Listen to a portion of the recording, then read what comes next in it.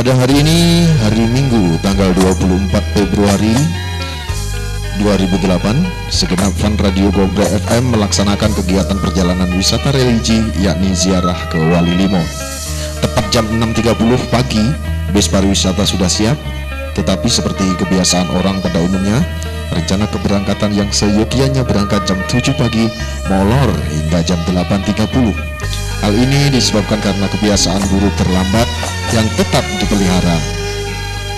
Tak ayal lagi, keberangkatan yang semula direncanakan pada akhirnya tidak sesuai dengan jam yang telah ditentukan. Lebih baik terlambat daripada tidak sama sekali.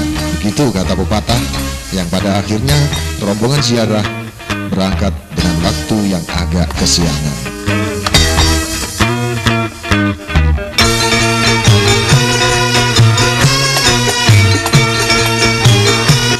Dari studio Gombrek di Desa Sidokerto ini, rombongan akan melakukan perjalanan wisata menuju Tuban, kemudian berlanjut dan berakhir di Surabaya menantinya.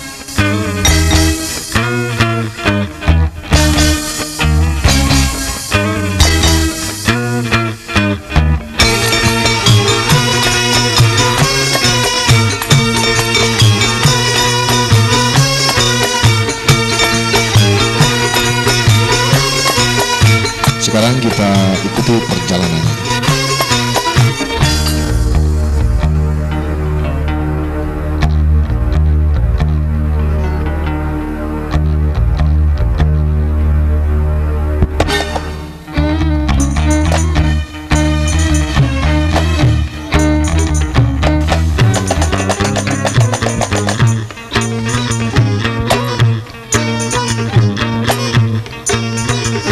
Rombongan ini terdiri dari satu bis penuh, sementara suasana dalam bis yang tidak ber-AC ini cukup menyenangkan.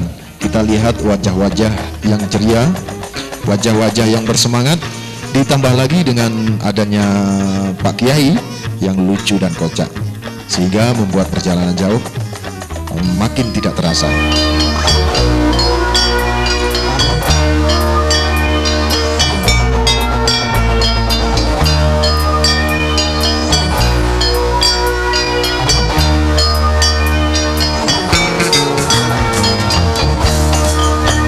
Sambil berjalan sebaiknya kita lihat apa arti Wali Songo.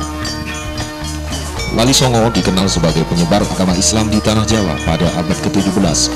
Mereka tinggal di 3 wilayah penting pantai utara Pulau Jawa, yaitu Gresik, Surabaya, Lamongan, itu di Jawa Timur, kemudian di Jawa Tengah, di Demak, Kudus, dan Mulia, dan di Jawa Barat ada di Cirebon.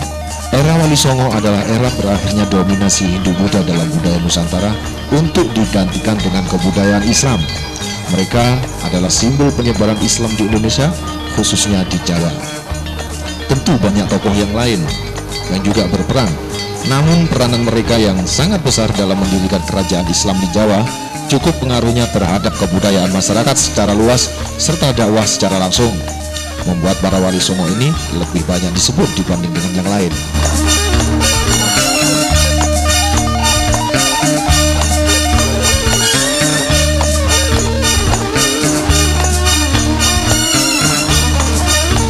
Wali Songo ada banyak versi.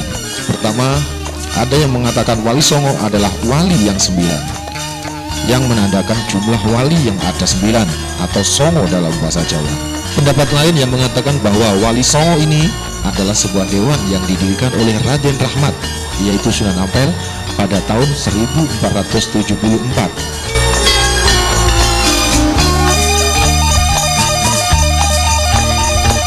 Pada umumnya terdapat 9 nama yang dikenal sebagai anggota Wali Songo yang paling terkenal, yaitu Sunan Gresik atau Maulana Malik Ibrahim, Sunan Ampel atau Raden Rahmat, Sunan Bonang atau Raden Makdum Ibrahim, Sunan Derajat atau Raden Kosim, Sunan Kudus atau Ja'far Shadiq, Sunan Giri atau Raden Paku atau Ainul Yakin, Sunan Kalijogo atau Raden Sahid, Sunan Muria atau Raden Umar Said, Sunan Gunung Jati atau Sarif Hidayatullah.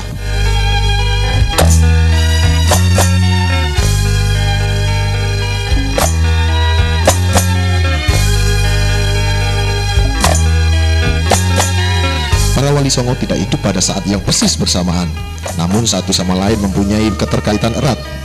Bila tidak dalam ikatan darah, juga karena pernikahan atau dalam hubungan guru dengan murid.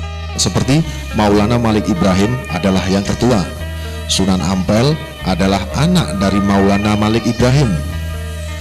Sunan Giri adalah keponakan Maulana Malik Ibrahim, yang berarti juga sepupu dengan Sunan Ampel. Sunan Bonang dan Sunan Derajat adalah anak Sunan Ampel. Sunan Kalijogo merupakan sahabat sekaligus murid dari Sunan Bonang. Sunan Muria anak dari Sunan Kalijogo. Sunan Kudus murid dari Sunan Kalijogo. Sunan Gunung Jati adalah sahabat para sunan lain, kecuali Maulana Malik Ibrahim yang disebut dengan Sunan Gresik yang lebih dulu meninggal.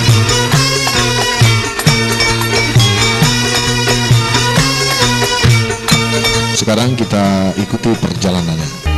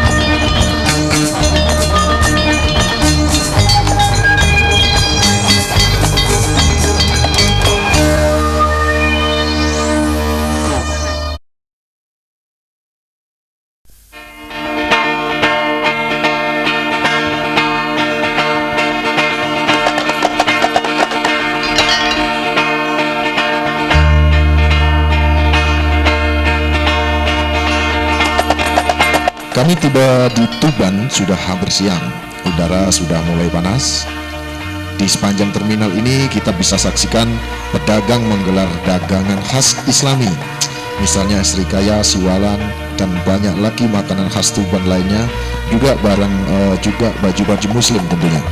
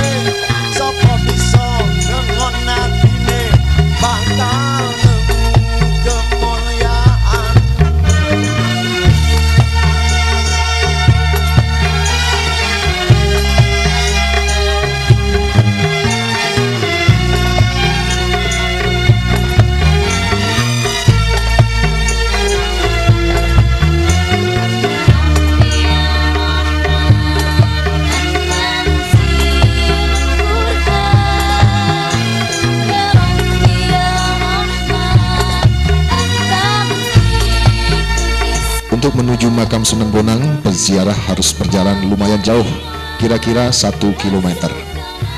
Bagi yang ingin berjalan kaki mungkin sangat melelahkan. Dan kalau ada yang nggak mau capek, ada becak wisata yang akan mengantar Anda ke lokasi makam Sunan Bonang, cukup dengan membayar Rp3.000 untuk 2 orang.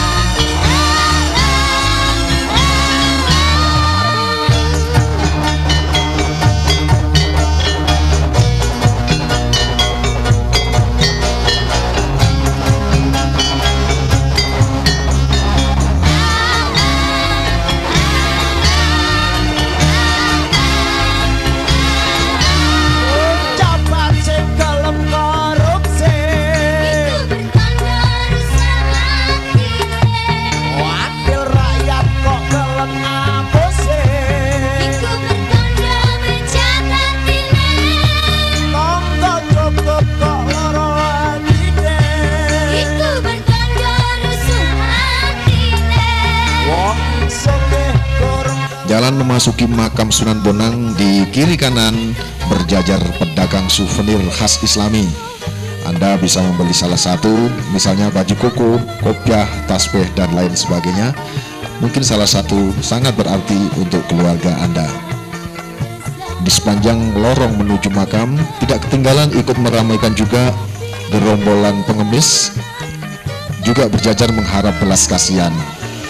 Jumlah pengemis ini sangat banyak, sehingga setidaknya Anda harus menyediakan uang receh yang cukup.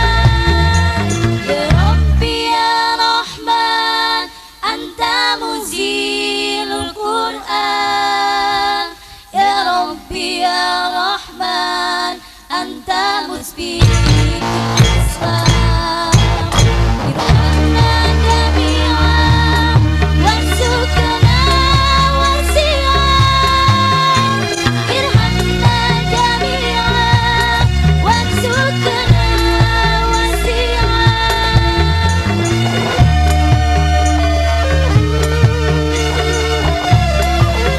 Sunan Bonang dilahirkan pada tahun 1465 dengan nama Raden Maulana Magdum Ibrahim. Dia adalah putra dari Sunan Ampel dan Nyai Ageng Manilo. Bonang adalah sebuah desa di Kabupaten Jepara. Sunan Bonang wafat pada tahun 1525 Masehi dan saat ini makam aslinya berada di Desa Bonang. Namun yang sering diziarahi orang adalah makamnya di Kota Tuban. Lokasi makam Sunan Bonang ada dua, karena konon saat beliau meninggal kabar wafatnya beliau sampai pada seorang muridnya yang berasal dari Madura. Sang murid sangat mengagumi beliau sampai ingin membawa jenazah beliau ke Madura. Namun murid tersebut tak dapat membawanya dan hanya dapat membawa kain kafan dan pakaian-pakaian beliau. Saat melewati Tuban, ada seorang murid Sunan Bonang yang berasal dari Tuban yang mendengar ada murid dari Madura yang membawa jenazah Sunan Bonang. Mereka kemudian memperebutkannya. Sunan Bonang sangat dikenal sebagai sastrawan. Sunan Bonang banyak mengubah sastra berbentuk suluk atau tembang tamsil, antara lain suluk Wijil yang dipengaruhi oleh kitab Al-Syidik karya Abu Sa'id Al-Khayyar. Sunan Bonang juga mengubah tembang Tompo Ati dari bahasa Jawa berarti penyembuh jiwa yang kini masih sering dinyanyikan orang. Sunan Bonang juga dikenal dalam hal ilmu kebatinan. Beliau mengembangkan ilmu zikir yang berasal dari Rasulullah SAW. Kemudian beliau mengkombinasikan dengan keseimbangan pernapasan yang disebut dengan rahasia Alif Lam Mim, yang artinya hanya Allah yang tahu. Sunan Bonang juga menciptakan gerakan-gerakan fisik atau jurus yang beliau ambil dari seni bentuk huruf hijaiyah yang berjumlah 28 huruf, dimulai dari huruf alif dan diakhiri dengan huruf ya.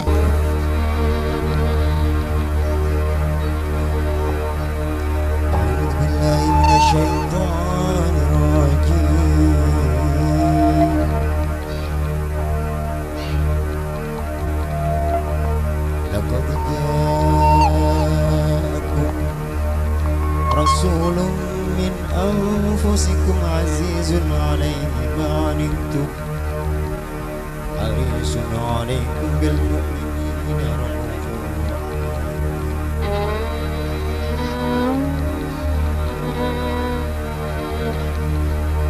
فإن تولوا فقل حسبي الله لا إله إلا هو عليه توكلت وهو رب العرش العظيم.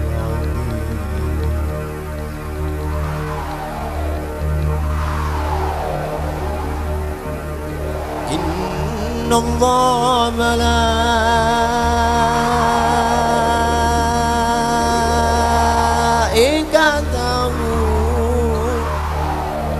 يصلون على النبي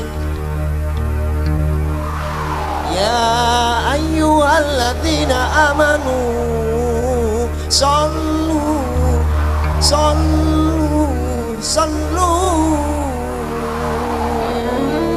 عليه وسلموا تسليما.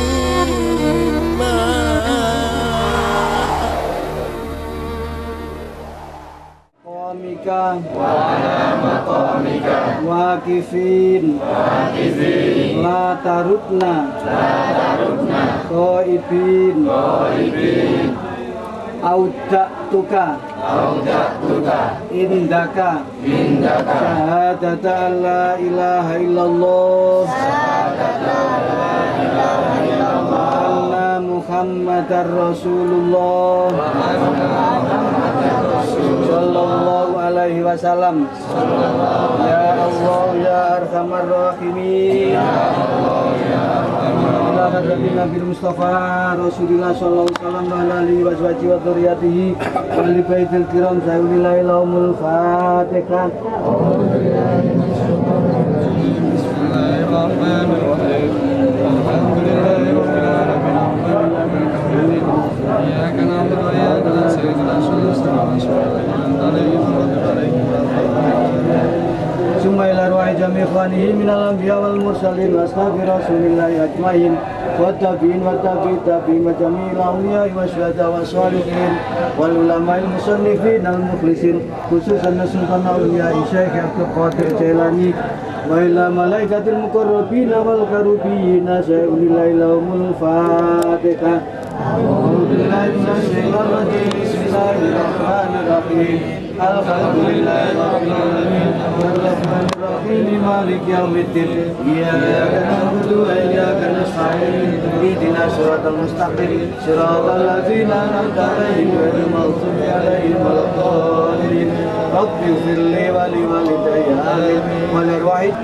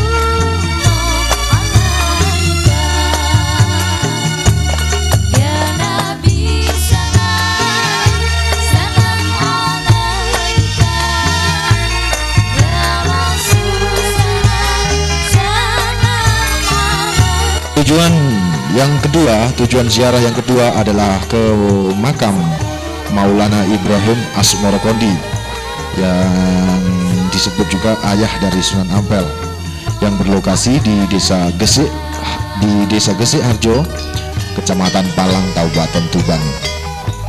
Lokasi ini agak berjauhan dari makam Sunan Bonang, kira-kira ditempuh dengan kendaraan selama 20 menit.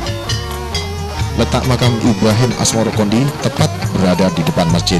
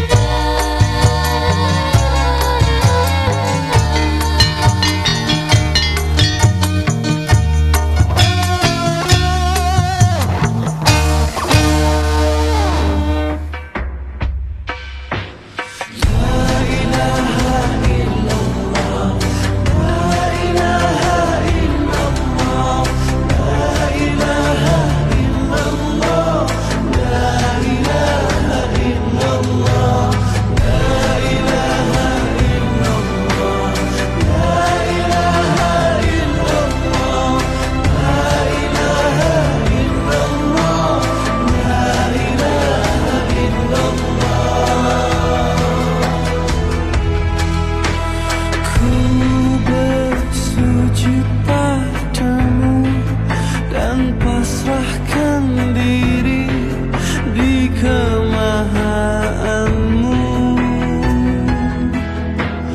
Ku berlindung selalu pada dosa-dosa dan setiap salahku. Kau jagalah, lindungilah,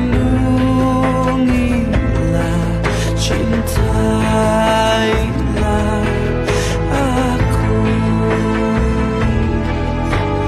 La ilaha illallah, la ilaha illallah, la ilaha illallah, la ilaha illallah, la ilaha illallah, la ilaha illallah, la ilaha illallah, la ilaha illallah. Setiap detik yang berlalu menghitung diriku, bertanya padaku, akankah sia-sia bila akhir waktu datang memanggilku. Kau jagalah, lindungilah, selamatkan aku.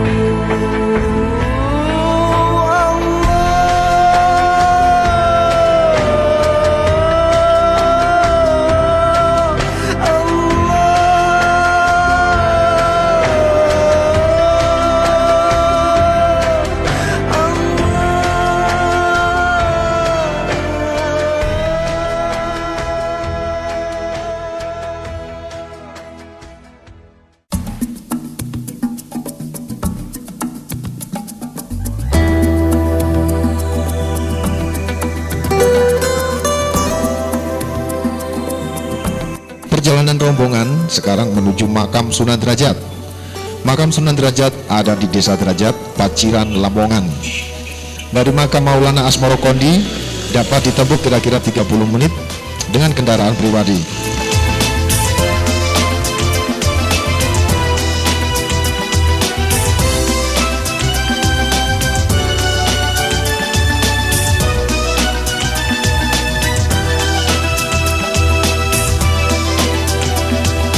Allahumma salli salatan kamilatan wa sallim salaman tamman ala sayyidina Muhammadin alladhi tanhallu bihi al-qadr wa tanfariju bihi al-kurab wa tuqadha. Ada wewarah pengentasan kemiskinan yang terabadikan dalam Saptangga ke-7 dari tataran komplek makam Sunan Derajat.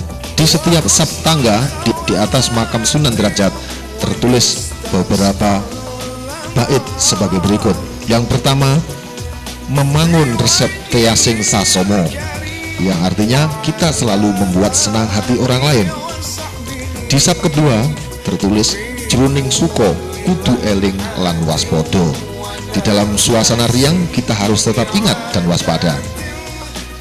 Di sab ketiga tertulis laksitaning subroto tan nyipto marang pringgo bayaning lampah, yang artinya dalam perjalanan untuk mencapai cita-cita luhur kita tidak peduli dengan segala bentuk rintangan. Di Saptangga yang keempat tertulis meper hardaning poncodrio, yang artinya kita harus selalu menekan gelora nafsu-nafsu. Yang kelima, di Saptangga yang kelima tertulis heneng hening henung, yang artinya dalam keadaan diam kita akan memperoleh keheningan, dan dalam keadaan hening itulah kita akan mencapai cita-cita luhur. Di Saptangga ke-6 tertulis mulya guna ponco waktu, yang artinya suatu kebahagiaan lahir batin hanya bisa kita capai dengan sholat 5 waktu. Namun demikian yang terkenal dari Sunan Derajat yaitu di sab tangga ke-7 yang berbunyi menehono teken marang wong kang buta, menehono mangan marang wong kang luwe, menehono busono marang wong kang wuda, menehono ngiyep marang wong kang udanan, yang artinya berilah ilmu agar orang menjadi pandai, sejahterakanlah kehidupan masyarakat yang miskin, ajarilah kesusilaan pada orang yang tidak punya malu, serta beri perlindungan orang yang menderita. Ketika dewasa, Sunan Derajat mendirikan pesantren Dalem Dhuwur di Desa Derajat, Paciran, Lamongan. Wakifin la tarutna Qaibin Auda'tuka Indaka Syahadata an la ilaha illallah Anna Muhammadar Rasulullah Sallallahu alaihi wasallam. Ya Allah ya Arhamar Rahimin. Ila hadratin Nabi Mustafa Rasulullah sallallahu alaihi wasallam wa ala alihi wa sahbihi wa dzurriyyatihi wa li baitil kiram sayyidil ilaumul Fatihah. Bismillahirrahmanirrahim. Alhamdulillahirabbil alamin. Iyyaka na'budu wa iyyaka nasta'in.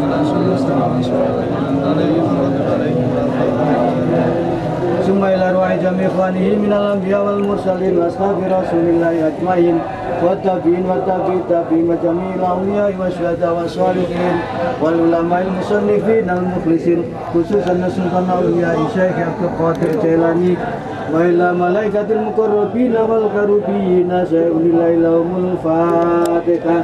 A'udzu billahi minasy syaithanir rajim. Bismillahirrahmanirrahim. Alhamdulillahirabbil alamin. Arrahmanir rahim. Maliki yaumiddin. Iyyaka na'budu wa iyyaka nasta'in. Ihdinas siratal mustaqim. Siratal ladzina an'amta 'alaihim ghairil maghdubi 'alaihim waladdallin. Rabbighfir li wa liwalidayya. Amin.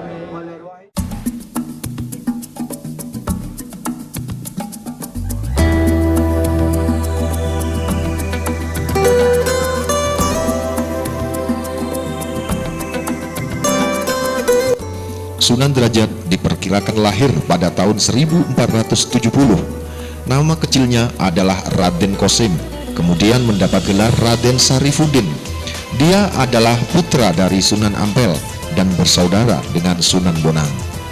Sunan Derajat bernama kecil Sarifuddin atau Raden Kosim, putra Sunan Ampel yang terkenal cerdas. Setelah pelajaran Islam dikuasai, beliau mengambil tempat di Desa Derajat, wilayah Kecamatan Paciran, Kabupaten Lamongan. Sebagai pusat kegiatan dakwahnya sekitar abad ke-15 dan abad ke-16 Masehi. Beliau memegang kendali keperajaan di wilayah Perdikan Derajat sebagai daerah otonom Kerajaan Demak selama 36 tahun. Beliau sebagai wali penyebar Islam yang terkenal sosiawan, sangat memperhatikan nasib kaum fakir miskin, terlebih dahulu mengusahakan kesejahteraan sosial, baru memberikan ajaran. Motivasi lebih ditekankan pada etos kerja keras, kedermawanan untuk mengentas kemiskinan dan menciptakan kemakmuran. Usaha ke arah itu menjadi lebih mudah karena Sunan Derajat memperoleh kewenangan untuk mengatur wilayahnya yang mempunyai otonomi. Sebagai penghargaan atas keberhasilannya menyebarkan agama Islam dan usaha menanggulangi kemiskinan dengan menciptakan kehidupan yang makmur bagi warganya, beliau memperoleh gelar Sunan Mayang Madu dari Raden Patah, Sultan Demak yang pertama pada tahun 1442 Saka atau 1520 Masehi.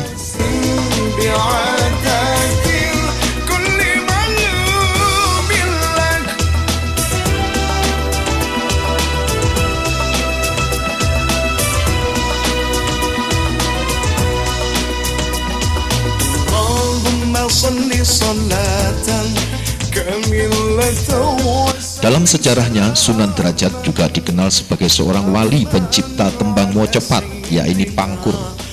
Sisa-sisa gamelan singo mengkoknya Sunan Derajat ini kini tersimpan di museum daerah. Untuk menghormati jasa-jasa Sunan Derajat sebagai seorang wali penyebar agama Islam di wilayah Lamongan, dan untuk melestarikan budaya serta benda-benda bersejarah peninggalan Sunan Derajat, keluarga dan para sahabatnya yang berjasa pada penyiaran agama Islam, pemerintah daerah Lamongan mendirikan museum daerah Sunan Derajat di sebelah timur makam. Museum ini telah diresmikan oleh Gubernur Kepala Daerah tingkat 1 Jawa Timur tanggal 1 Maret 1992. Pada tahun 1994, pembenahan dan pembangunan situs makam Sunan Derajat dilanjutkan dengan pembangunan pagar kayu berukir, renovasi paseban, bali rantai, serta cukup sitinggil dengan dana APBD Jawa Timur sebesar 131 juta yang diresmikan oleh Gubernur Jawa Timur M. Basofi Sudirman tanggal 14 Januari 1994.